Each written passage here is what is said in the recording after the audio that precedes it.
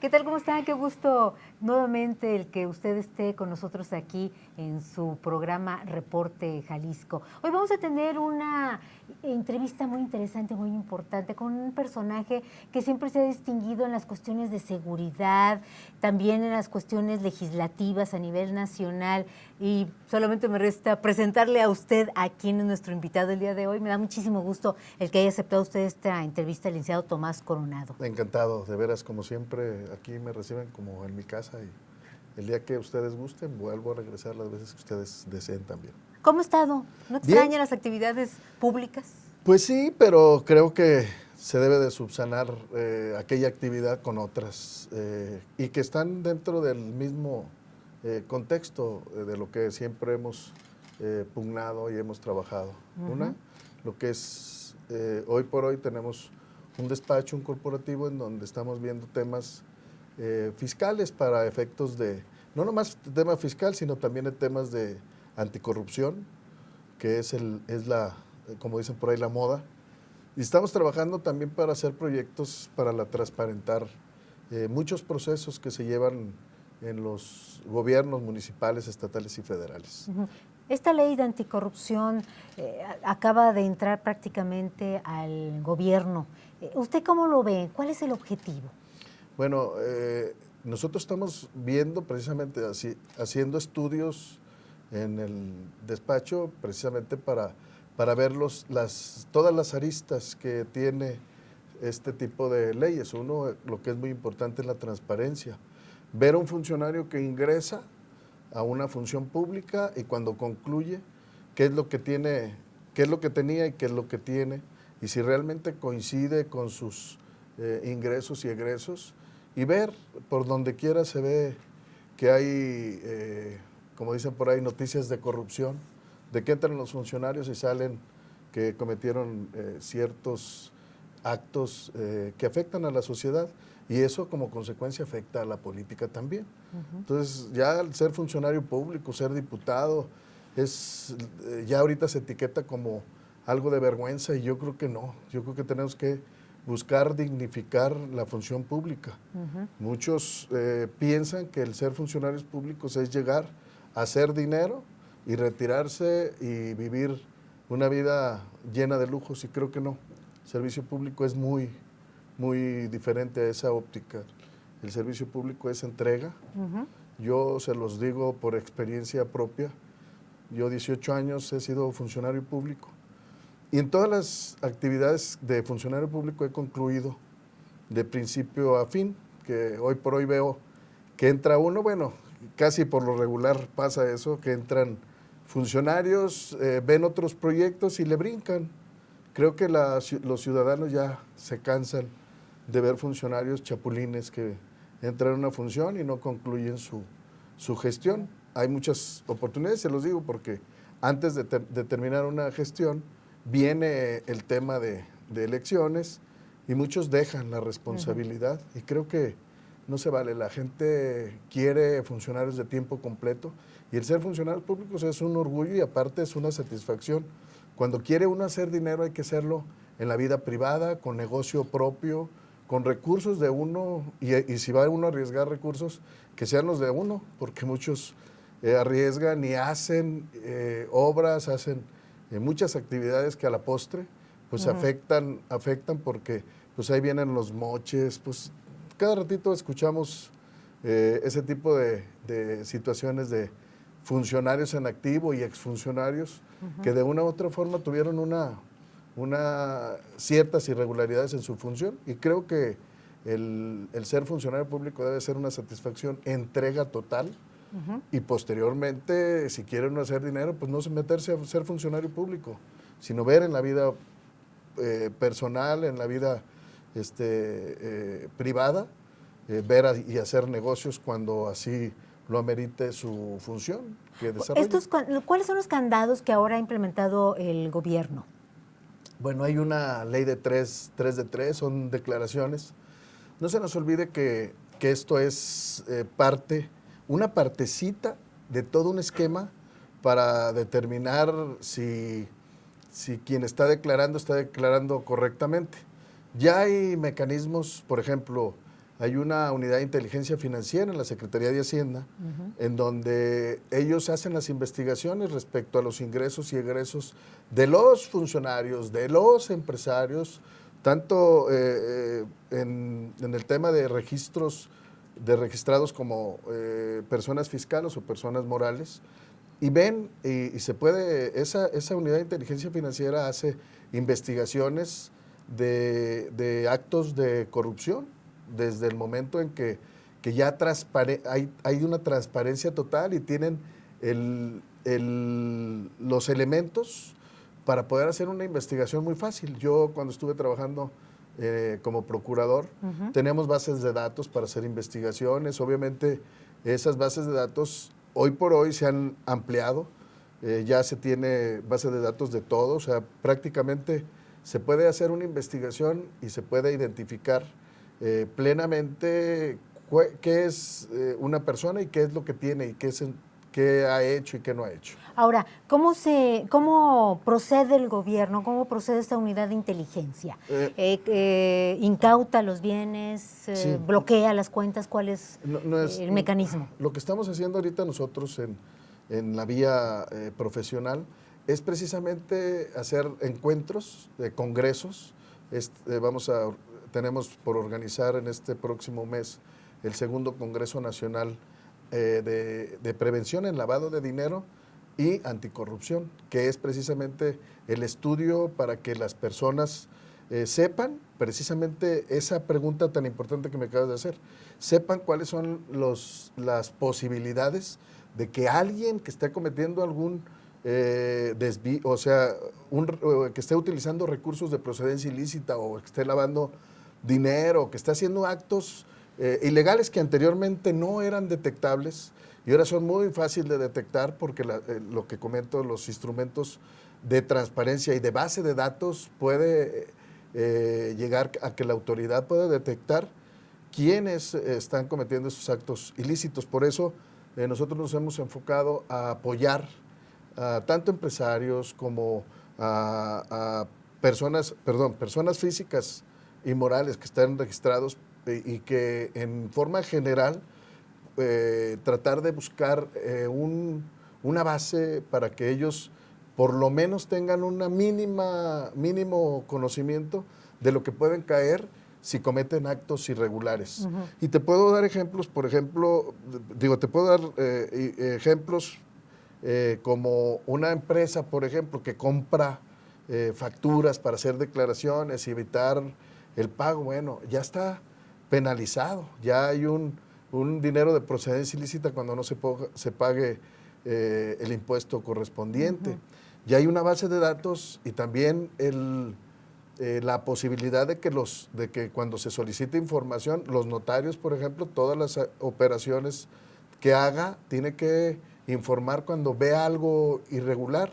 En los bancos también hay auditores internos en donde detectan cuando hay unos movimientos irregulares de alguna empresa, de alguna persona física. Entonces, creo que hay muchos mecanismos que nosotros como particulares,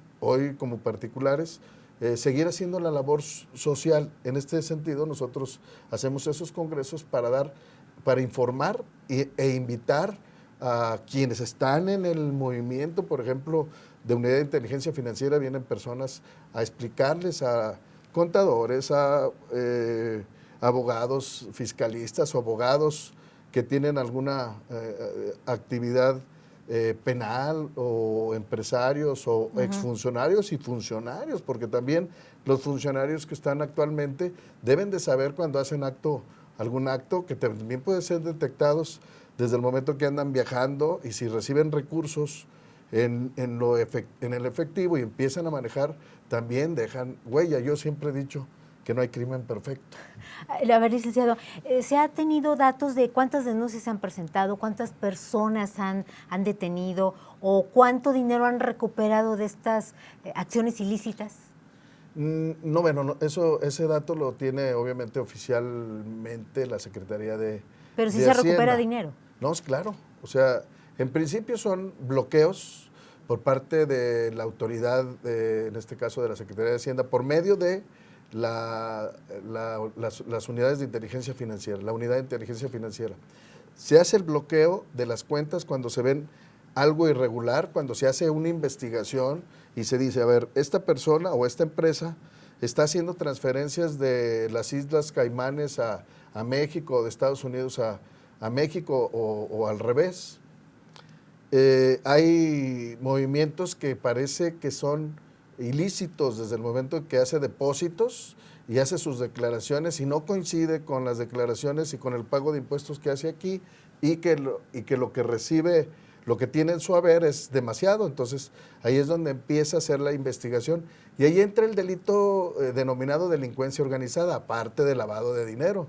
Cuando hay participación de una o varias personas, obviamente entra ese proceso que la unidad de inteligencia financiera, una vez reunido todos esos elementos, lo turna a la CEIDO, a la Procuraduría General de la República, para hacer las investigaciones. Eso estoy hablando desde el ámbito federal, aunque el ámbito local también pueden hacer ese tipo de investigaciones y también los aseguramientos de las cuentas bancarias si se ciñen a la ley fiscal y con los acuerdos de coordinación que puedan tener con la federal.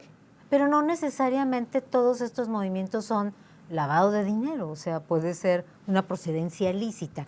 Para ello pueden recurrir a estos tipos de congresos y estos tipos de participación que tienen ustedes. Ese es el meollo del asunto, eso es a lo que nosotros estamos apostándole, a que la gente sepa cuáles son los mecanismos y no los sorprendan y los puedan asustar, de decir, te bloqueamos tus cuentas y tienes ahí el dinero y paraliza toda la empresa desde el momento que, me acuerdo de aquel tema del chino, ¿no? Que Copelas o Cuello, recuerdo que le hicieron el aseguramiento, vieron que sí había dinero de procedencia ilícita y se hizo el aseguramiento y se hizo el decomiso. Por eso hay un proceso que nosotros les explicamos a los contadores, a los abogados, a todos los que participan en estos congresos.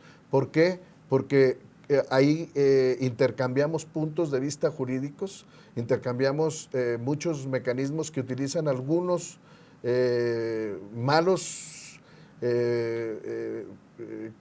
asesores que asesoran, no te preocupes, compramos facturas y hacemos esto, no te preocupes, no pagues este impuesto. Aquí la cultura del pago de impuestos debe empezar a surgir porque ya no es lo mismo esa evasión de impuestos o esos actos de corrupción que tanto nos cuesta en México. Pues sí, en México tenemos primerísimos lugares comparados con otros 170 o 270 países. Nosotros somos los privilegiados en los primeros lugares y creo que no es lo que debemos de proponer la sociedad. Debemos de cambiar, debemos de buscar una cultura de pago de impuestos, pero también hacer llamados también a los legisladores para que todos paguemos impuestos, pero los impuestos que tenemos es muy, muy, muy complicado, es muy cargado para todos los que quieren realmente, y hacen posible la creación de empleos.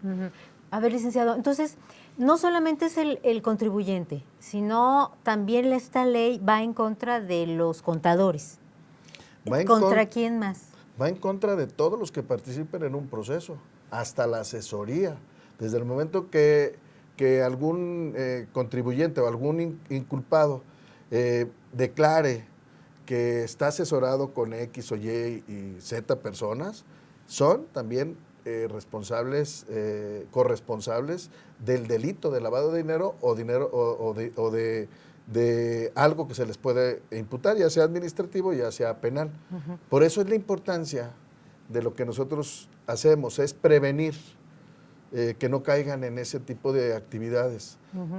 Las inmobiliarias hacen actividades de compra-venta y hay un notario, y un notario tiene que informar cómo se hizo la operación.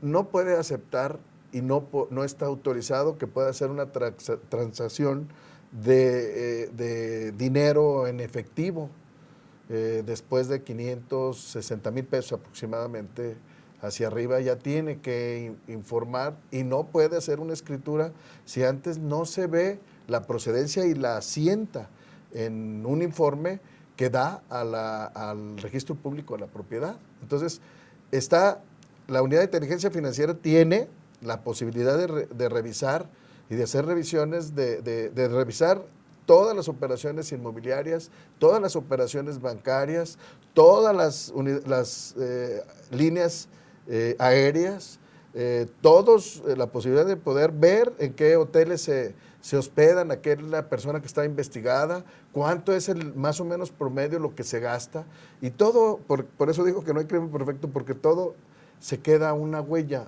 y al momento de juntarlas, por eso no es nada más el tema del 3 de 3, sino que es el 3 de 3, una declaración, sí, pero después viene lo que es más importante. Si realmente coincide con sus ingresos y sus egresos, ya sea en la vida personal o ya sea en la vida pública. Bien. Entonces, es Licenciado, parte de lo que hacemos. ¿y por qué Jalisco? ¿En Jalisco no queremos declarar? ¿No nos gusta la cultura de la declaración? Bueno, no se nos olvide que en Jalisco tenemos mucha gente, y hay que decirlo con todas las letras, mucha gente que hace posible el no pago de impuestos, no nomás en Jalisco, o sea, es a nivel nacional, por eso los congresos son a nivel nacional, vienen despachos muy prestigiados a los encuentros que tenemos. El 27 de mayo lo tuvimos en la Ciudad de México, en donde participó el director general de la Unidad de Inteligencia Financiera, Alberto Vaz, en donde también participó un subprocurador general de la República, no el de CEIDO, pero sí el de Asuntos Jurídicos Internacionales, para dar a conocer, eso es lo importante, o sea, intercambiamos en la vía profesional particular con funcionarios, intercambiamos puntos de vista para coincidir y tener un criterio uniforme para efectos de que no hagan aseguramientos nomás al azar. Y buscamos criterios y entendemos que tienen que ser sancionadores de actos ilícitos, pero también hay posibilidad de que puedan afectar gente inocente. Bien, platíquenos, ¿cuándo va a ser este congreso? ¿En dónde se va a llevar a cabo? ¿Qué costo va a tener? Va a ser en el Hotel Hilton de aquí de Guadalajara. Va a ser el 13 de octubre. Va a empezar a las 9 de la mañana, termina a las 8 de la noche. Van a participar, obviamente, gente muy conocedora del tema anticorrupción y lavado de dinero. Y hoy ahorita tenemos la participación de un doctor, se llama José Fernández de Ceballos, que él va a exponer el tema del fiscal, qué importancia tiene, y otros temas, pues, pero el fiscal anticorrupción, que a nivel nacional está de moda, y aquí también, inclusive aquí en Jalisco, y es parte de lo que nosotros queremos, que si hay que debe de haber perfiles para efectos de ir adecuando y que verdaderamente lleguen a hacer su función y que cumplan. ¿Tiene algún costo? Tiene un costo significativo de recuperación, porque obviamente todo esto, no tengo ahorita el pero costo, pueden, pero por es ejemplo, mínimo. informar. ¿Sí? ¿Dónde? Tenemos el teléfono 3609,000. Ahí tienen toda la información. El despacho se tiene, el operativo está en Andares, y está también donde estamos operando toda esta organización, ahí en José Enrique Rodó, 2424, aquí en Providencia. La intención de lo que hacemos nosotros es buscar mecanismos de prevención, pero también crear la cultura del pago de impuestos. Y también hemos participado, por eso es importante, hemos participado con algunos legisladores a nivel nacional para hacer la ley reglamentaria del delito de lavado de dinero. Entonces, hemos estado trabajando en eso, nos hemos metido mucho a este tema, porque consideramos que de aquí a 1 año o 2 años va a ser la moda. Entonces, estamos adelantando muchas cosas, muchos conceptos que a la postre a los empresarios les va a servir. Nomás doy un ejemplo así muy rapidísimo. Un empresario que paga todos sus impuestos y tiene sus trabajadores. Hay conceptos que la gran mayoría no conoce y que puede ser susceptible a que se le descuente, que sea menos el costo del trabajador al patrón. Y el patrón puede, una vez que ahorre todos esos conceptos que se tienen, que al momento de ahorrar puede incrementarles el salario a sus trabajadores. Y el otro resto del ahorro que tiene, si le cuesta a un trabajador 15,000 pesos, y si le va a salir en 12,000 pesos, tiene un ahorro de 3,000 pesos. Sí. Entonces esos 3,000 pesos puede incrementarle ya sea 2,000 pesos más a su trabajador o 1,500 pesos más por bono de productividad, que es un concepto que es deducible de impuestos y si los trabajadores pueden obtenerlo y si verdaderamente lo utiliza el patrón, pues tiene un menos costo de impuesto y a la vez es legal. Por eso es el tema, es no caer en los excesos y buscar justos medios para que toda la gente sea productiva y se anime a ser empresarios y hagan lo posible por ayudar también a sus trabajadores. Bien. Licenciado Tomás Coronado, ex procurador del Estado de Jalisco. Le agradecemos muchísimo el que haya estado con nosotros aquí en Reporte Jalisco. Encantado de la vida con ustedes. En exclusiva para Reporte Jalisco.